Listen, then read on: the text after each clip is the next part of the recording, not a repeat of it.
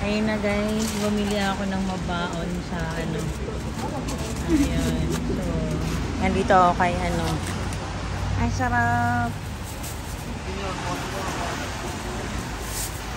So, papasok na tayo. O, diba? Dito sa Korea, diba? Masarap po. Mani golma eh, ha?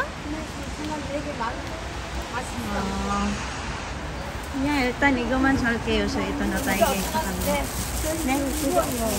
Ano kayo? Kamsahamnida. So, pasok na tayo guys. Nag-bus tayo ngayon. So, we're going to transfer. So, bahala na kayo dyan. O, diba? Pasalubong ko to dun sa mga kasamahan ko. Mahilig kasi sila nito.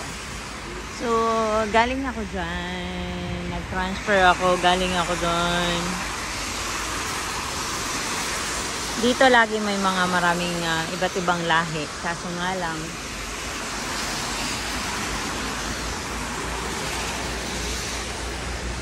ayun.